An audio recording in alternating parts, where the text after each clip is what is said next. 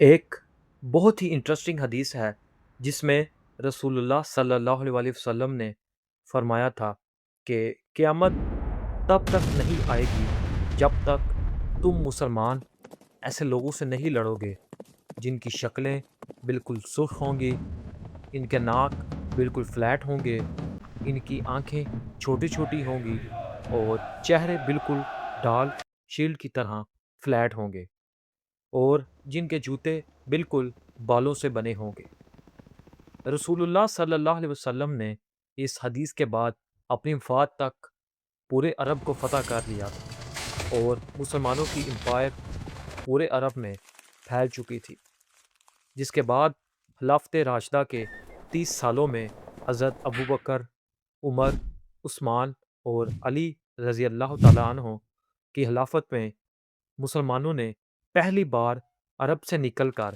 انسانوں کی تاریخ کی سب سے بڑی امپائر بنائی اور پہلی بار مسلمان دنیا کے سپر پاور بنے۔ لیکن صرف 30 سال حکومت کے بعد خلافت راشدہ ختم کر دی گئی اور خلافت ایک خاندان بنو امیہ کے کنٹرول میں آ گئی، جنہوں نے پھر مسلمانوں کی اس امپائر پر 90 سالوں تک حکومت کی اور اسے خلافت راشدہ کے سائز سے بڑھا کر بہت بڑے علاقے تک پہنچا دیا۔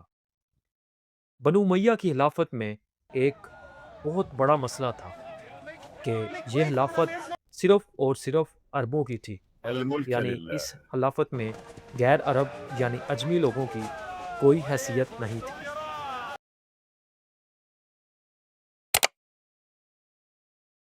اس سب سے تنگ آ کر اموی خلافت کے خلاف ان کے ملک کے اندر سے ہی بغاوت ہوئی اور ایک اور خاندان عباسیہ نے خلافت سنبھالی۔ العدل قد جاء. عباسیہ کے ٹائم پر ہی مسلمانوں کی طاقت اپنے پیک تک پہنچی، جسے مغرب میں اسلامک گولڈن ایج کے نام سے جانا جاتا ہے۔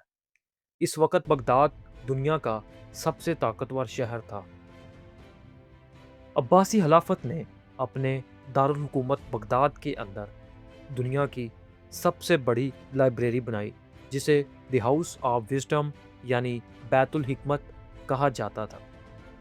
اس کی وجہ سے دنیا کے سارے مفکرین، سائنسدان، شاعر اور فنکار اپنا علاقہ چھوڑ کر یہاں جمع ہونے لگے۔ الخوارزمی جیسے سائنسدان سامنے آئے جنہوں نے دنیا میں پہلی بار الجبرا متعارف کروایا۔ لیکن جب بھی تاریخ میں کوئی امپائر اس لیول تک پہنچتی ہے تو اس سے آگے ایک ہی رستہ ہوتا ہے، یعنی زوال۔ عباسی خلافت میں ہر کونے سے لوگ گورنمنٹ میں شامل تھے، جیسے فارسی، ترک اور یونانی۔ ایک عباسی خلیفہ نے ترکوں کی ایک بہت پاورفل فوج بنائی جسے سلجوق فوج کہا جاتا تھا۔ یہ فوج وقت گزرنے کے ساتھ ساتھ اتنی اسٹرونگ ہو گئی کہ اس نے خلافت کا سارا کنٹرول اپنے ہاتھوں میں لے لیا۔ اس سے آہستہ آہستہ عباسی خلافت کمزور ہوتی گئی اور امپائر چھوٹے چھوٹے حصوں میں تقسیم ہو گئی، جس کی وجہ سے مسلمانوں کے ہاتھ سے پہلی بار فلسطین چھین لیا گیا۔ 1099 میں صلیبیوں نے یروشلم فتح کرنے کے بعد ہزاروں مسلمانوں، بچوں اور عورتوں کو شہید کر دیا۔ فلسطین کھونے کے 40 سال بعد عراق میں ایک عام سے سپاہی نجم الدین ایوب کے گھر میں ایک بچہ پیدا ہوا جسے صلاح الدین ایوبی کے نام سے یاد کیا جاتا ہے۔ دوسری طرف منگولیا میں تیموجن یعنی چنگیز خان پیدا ہوا۔ ایک نے مسلمانوں کو واپس ان کی عظمت کی طرف لے کر جانا تھا اور دوسرے نے مسلمانوں کو ایسا تباہ کرنا تھا جو اس سے پہلے کسی نے نہیں کیا تھا۔ صلاح الدین ایوبی نے اپنی فوج لے کر صلیبیوں پر حملہ کر دیا اور سال 1192 میں یروشلم کو مکمل طور پر فتح کر لیا گیا۔ لیکن اب 600 سال پہلے کی گئی رسول اللہ صلی اللہ علیہ وسلم کی حدیث کے پورے ہونے کا وقت آ چکا تھا۔ چنگیز خان نے منگولیا کو متحد کر لیا تھا اور وہ طوفان کی طرح بڑھ رہا تھا۔ چنگیز خان کی ظالم امپائر بہت تیزی سے پھیلنے لگی اور آخر مسلمانوں کی امپائر خوارزم سے ٹکرا گئی۔